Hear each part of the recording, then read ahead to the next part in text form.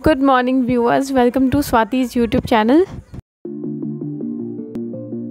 तो हमने चेकआउट कर लिया है और अभी हम जा रहे हैं हडिम्बा टेम्पल, जो कि 16वीं सेंचुरी की टेम्पल है और बहुत ही मशहूर है यहाँ के लोकलाइट्स के लिए। तो बहुत ही इम्पोर्टेंट टेम्पल है। तो जाके दर्शन करते हैं और आपको दिखाऊंगी और क्या क्या है वहाँ पे। तो ये है हडिम्बा टेम्पल, मनाली के मशहूर टूरिस्ट अट्रैक्शन में से एक, जिसे आप मिस नहीं कर सकते हो। तो इसे 1553 में राजा बहादुर सिंह ने बनवाया था और जो हडिम्बा देवी है वो यहाँ पे मेडिटेशन किया करती थी। और ये टेम्पल जो है ये शिडार फॉरेस्ट या फिर आप देवदार के पेड़ कह लो, उसी के बीचों बीच सिचुएटेड है।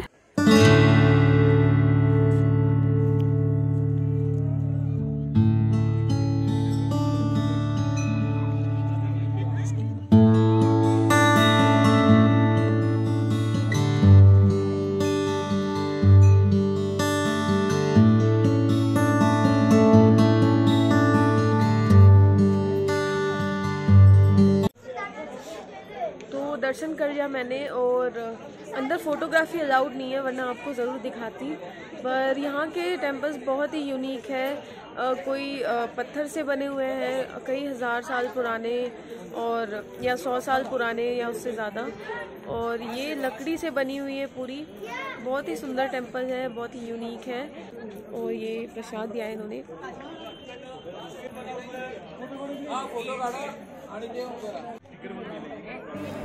तो टेम्पल के अंदर एक पत्थर है जिसके ऊपर हडिम्बा देवी के चरणों के निशान हैं और उसी की पूजा की जाती है। ये फॉरेस्ट जो है ये काफ़ी ठंडी है और आपको एक स्टोर या स्वेटर पहनने की ज़रूरत शायद पड़ जाए, पर बहुत ही सुंदर फॉरेस्ट है। तो अभी हम बाहर आ चुके हैं और ये छोटा सा मार्केट है यहाँ पे, जहाँ पे आपको होम डेकोर के बहुत ही अच्छी अच्छी चीज़ें मिल जाएगी।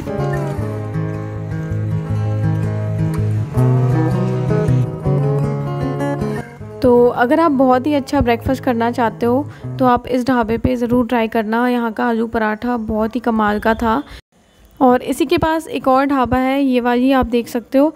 तो किसी ने सजेस्ट किया कि यहाँ का समोसा और चाय बहुत ही अच्छा होता है, तो अभी मैं ट्राई करने वाली हूँ। तो चाय का कलर ही बता रहा है, शायद ये बहुत ही अच्छी होने वाली है।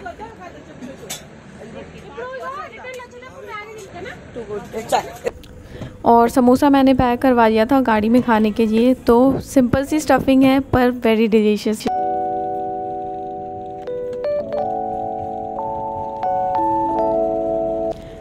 तो अगर आप पैराग्लाइडिंग करना चाहते हो ज़्यादा वक्त के लिए, लाइक 20 से 25 मिनट तक, तो कुल्लू में ये जगह है डोबी।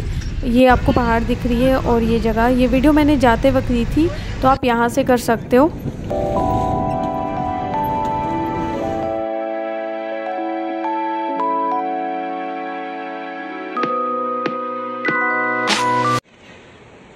तो एंटायर ट्रिप में हम नदी के पास नहीं जा पाए। ये है ब्यास नदी।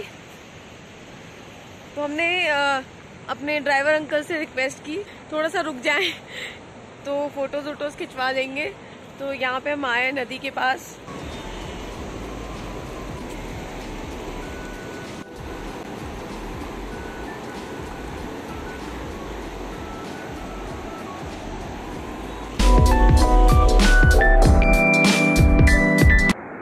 बहुत ठंडा पानी है और कितना क्लीन है।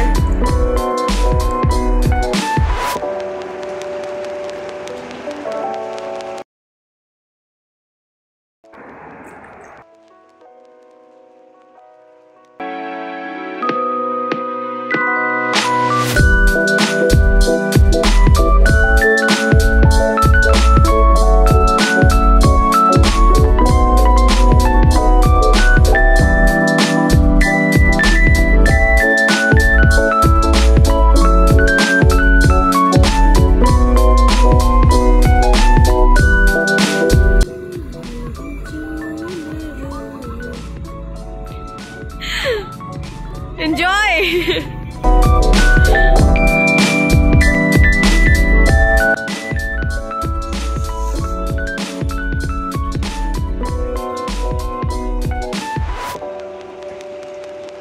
वैसे तो हर जगह की अपनी खूबसूरती होती है, चाहे आप इंडिया में जाओ या फॉरेन में जाओ, पर मनाली भी किसी फॉरेन कंट्री के हिस्से से कम नहीं है। तो आपको इंडिया के इस हेवन में ज़रूर आना चाहिए। It's truly heaven on earth. आप जितने बार भी घूमो और जितने बार भी एक एक सीन को देखो, आपका मन ही नहीं भरेगा। आपको लगेगा आप सब कुछ कैप्चर कर रहे कैमरा में, पर फिर भी वो कम होता है। आपको लिटरली मतलब इसे देखते रहने का मन करता है। बहुत ही सुंदर सी जगह है। Love Manali Swati's YouTube channel. Do subscribe to my channel if you like my videos. And my next topic will be Manikaran. We are going to Manikaran.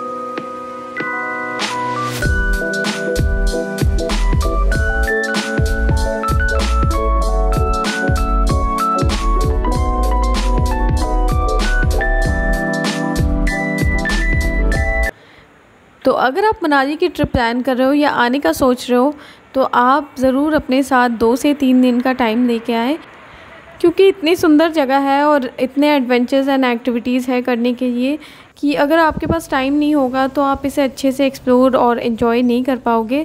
तो आप मेक श्योर करें कि आप 2 से 3 दिन का टाइम ज़रूर लेके आएँ। वाहेगुरु जी का खालसा, वाहेगुरु जी की फ़तेह। तो अभी हम आ चुके हैं मणिकरण गुरुद्वारा साहिब, और साथ में शिव जी और माता पार्वती का भी मंदिर है। तो दोनों जगहों के दर्शन करेंगे। चलते हैं नीचे।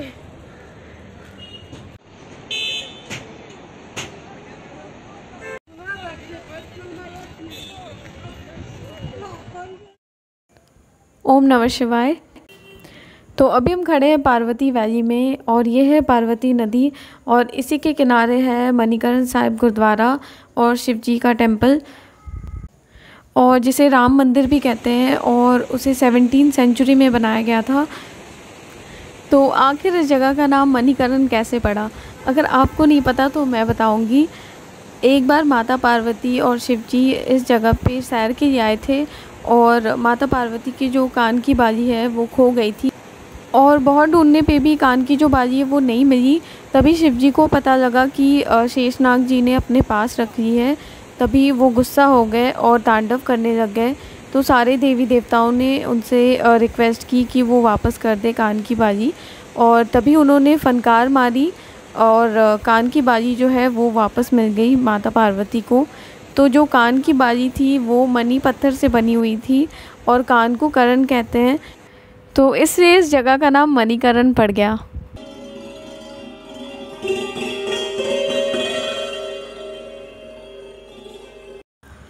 तो मणिकरण एक ऐसी धार्मिक स्थल है जहाँ पे आपको दोनों धर्मों के लोग, सिख और हिंदू, अपनी आस्था और सेवा निछावर करते हुए दिखाई देंगे। मणिकरण मणिकरण मणिकरण भैया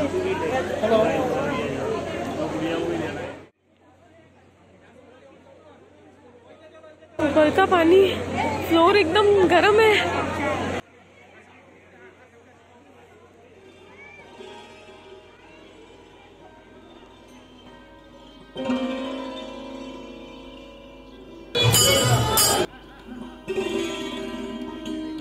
और यहाँ पे आप चाहो तो भगवान नंदी के कान में अपनी विश मांग सकते हो। तो यही वो दोनों कुंड है जो आपको मणिकरण साहिब गुरुद्वारा की हिस्ट्री से जुड़ी हुई मिलेगी, क्योंकि जब गुरु नानक देव जी अपनी यात्रा के दौरान यहाँ पे आए थे तो उन्होंने अपने शिष्य बाबा मर्दाना जी से कहा कि लंगर का प्रबंध करें, और वो आसपास के लोगों से आटा चावल जो कुछ भी होता है वो लेके आए, पर उनके पास आग जलाने के लिए कुछ भी नहीं था।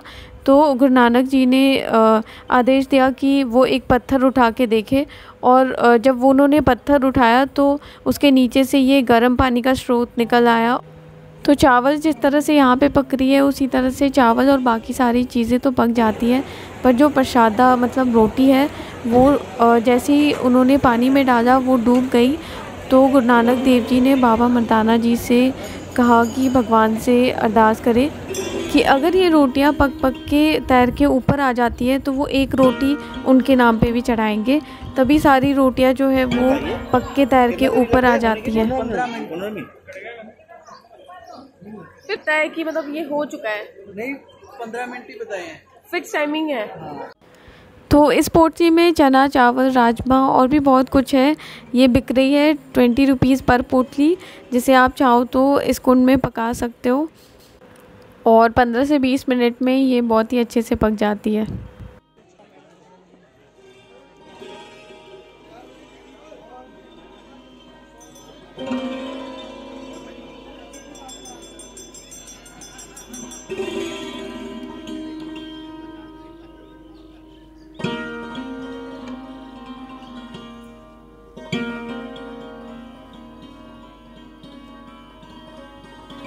तो मैंने अपने पसंद की रिंग ले ली है।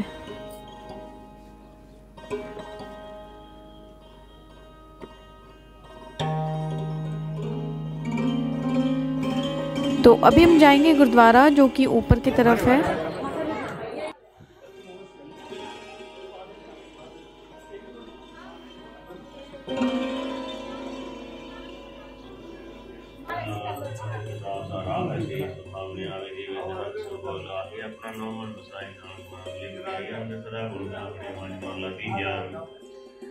उत्तम ज्ञानो सथान है सतगुर सेवा पाए उसके बाद बाकी सब स्वभाव ने अपने हर जनानियां ने मुझे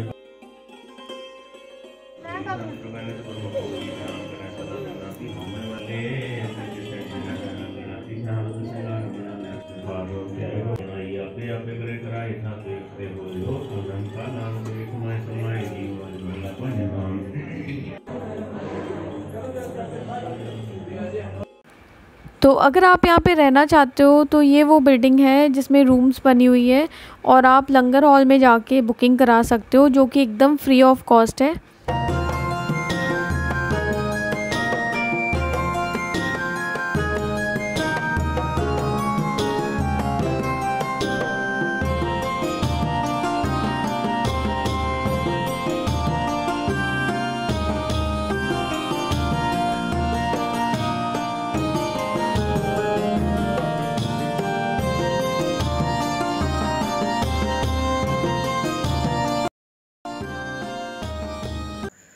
तो ये जो हॉट स्प्रिंग वाटर है, इसमें बहुत सारे मिनरल्स होते हैं, जैसे सल्फ़र, यूरेनियम और भी बहुत कुछ।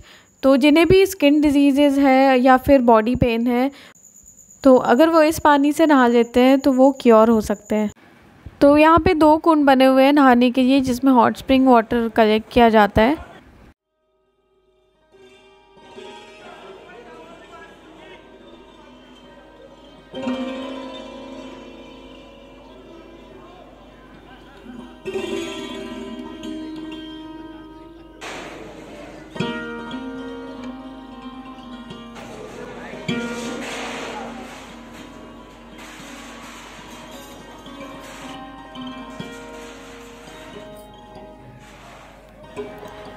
और ये चावल जो है उसी कुंड से पक के आए हैं और लंगर का अधिकतर प्रसाद जो है वो उसी कुंड से बन के आता है।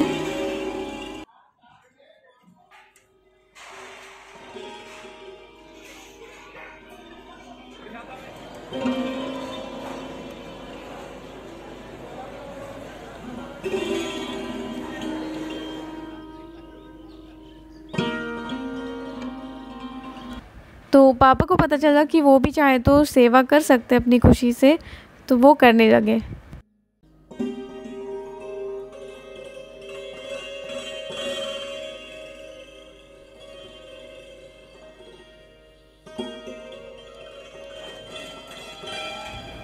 तो आप चाहो तो अपनी खुशी से सेवा कर सकते हो।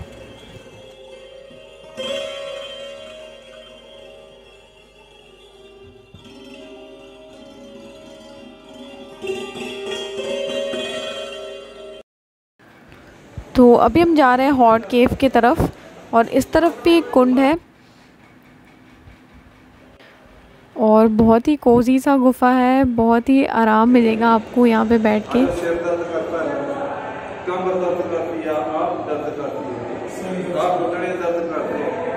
जितना इधर बैठेंगे ना उतना इससे कलकत्ता भी हम रहे ना, कलकत्ता भी रहे, फौज में रहे हम, स्टोरी बताएंगे यहाँ का क्या है? इधर जो गुरु नानक देव जी है ना, हाँ, वो आए हैं।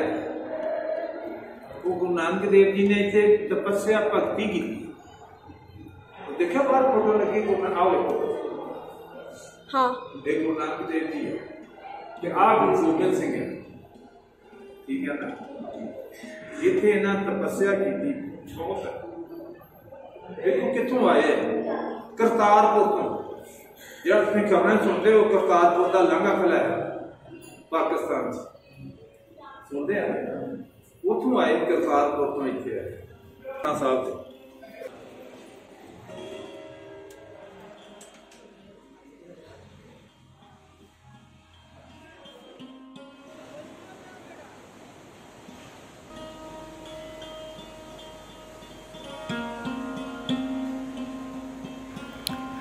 तो गुरुद्वारा की जो विज़िटिंग टाइम है वो 7 AM to 10 PM है और बहुत ही सुंदर जगह है। और ऐसी जगहों पे जब आप खुद आते हो तो आपको इसकी रियल वैल्यू और जो वाइब है यहाँ की वो पता लगती है। तो अगर आप मनाली आते हो तो आप इस जगह को ज़रूर विज़िट करना।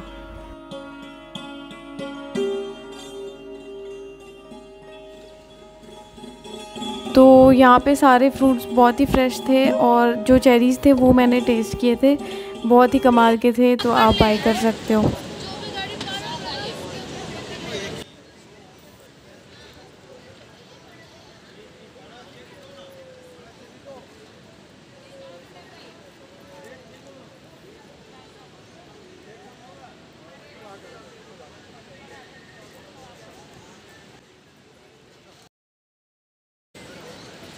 और रास्ते में ये वाली ब्रिज पड़ती है, हनोगी ब्रिज।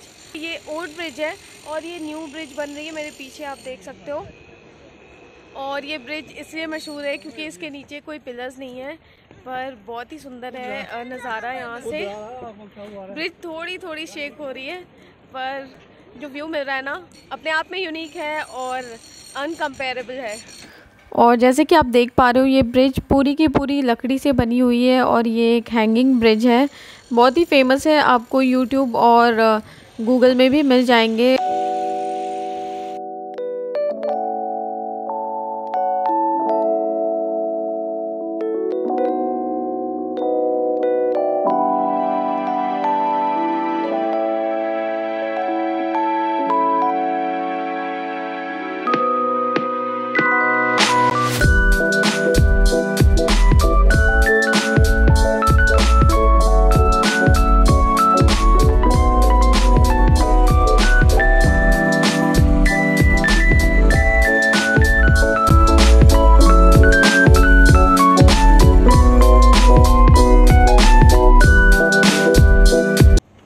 तो अब हम मनाली से दूर जा रहे हैं और बिल्कुल भी अच्छा नहीं लग रहा है। अगर आप मनाली आ रहे हो तो बेस्ट टाइम मैं बोलूँगी अप्रैल टू मई है, क्योंकि जून टू अगस्त स्नो जो है वो आपको काफ़ी ऊपर मिलेगी और ट्रैफिक भी बहुत ज़्यादा होता है। तो आप कोशिश करें अप्रैल टू मई आने का। तो अभी बज रहे हैं रात के 11 और सब लोग बहुत ज़्यादा थक गए हैं, तो कुछ लोग ही उतरे डिनर के लिए। ये वाली ढाबा बहुत ही अच्छी है, एकदम घर जैसा खाना सर्व करती है, तो आपको अगर ये वाली ढाबा दिखे तो आप रुक सकते हो। ज़ोर की बारिश हो रही है और अभी बज रहे हैं रात के 12। तो मनाली से ज्वाला देवी टेम्पल 239 किलोमीटर्स है और मैप में आप देखोगे तो आपको 7 आवर्स के करीब दिखाएंगे, लेकिन जब आप पहाड़ों पे चलते हो तो आपको 2-3 घंटा एक्स्ट्रा लेके चलना पड़ता है। तो फाइनली हम होटल पहुंच गए हैं और ये है हमारा रूम। तो अब हम रेस्ट करेंगे और मिलते हैं कल सुबह।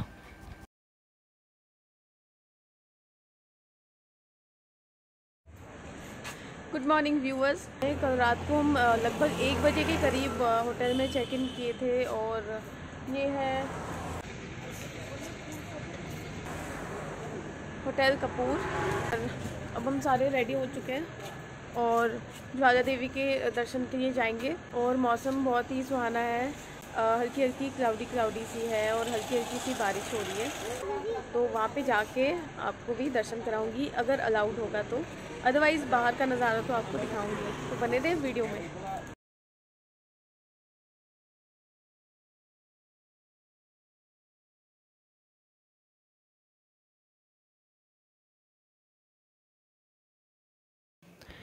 तो 91 शक्तिपीठों में से 9वीं नंबर पर आती है ज्वाला देवी मंदिर, और ये हिमाचल के कांगड़ा डिस्ट्रिक्ट ज्वालामुखी में स्थित है। तो यहाँ पे माता सती की जीभ गिरी थी और उनके दर्शन ज्योति रूप में होते हैं। हमेशा जो ज्योत है वो जलती रहती है, कभी भी नहीं बुझती है, सदियों से जलती ही आ रही है।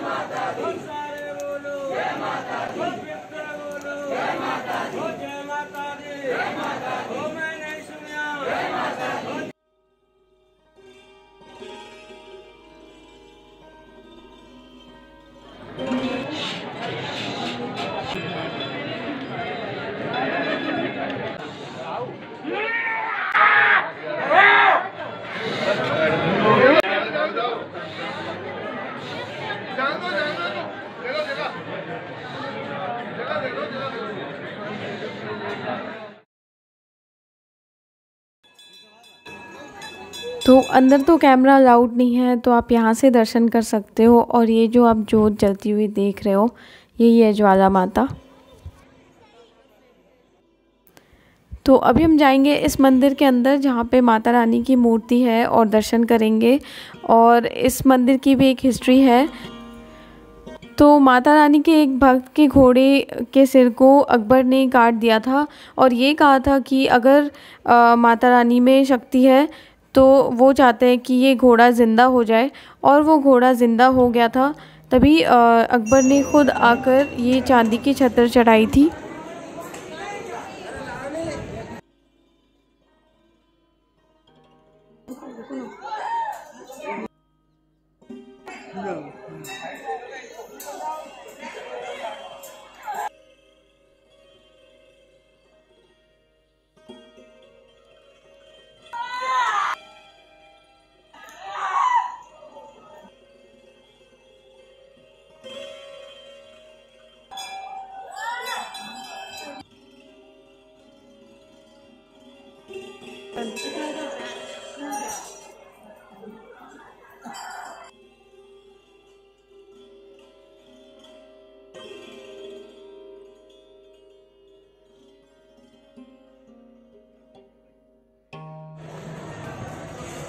दर्शन हो गया हमारा। अब हम नीचे जा रहे हैं और इसके बाद हम लोग अमृतसर जाने वाले हैं, तो टाइम पे निकलना होगा।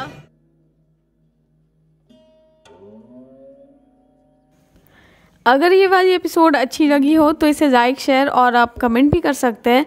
और अगर अभी तक चैनल को सब्सक्राइब नहीं किया तो प्लीज़ सब्सक्राइब करें और पास में जो बेल आइकन है उसे भी प्रेस कर दें ताकि आप आने वाली अमृतसर व्लॉग मिस ना करें। आलू पराठा। तो लंच के बाद हम अमृतसर निकलने वाले हैं। मिलते हैं नेक्स्ट एपिसोड में। Thanks for your time. Bye.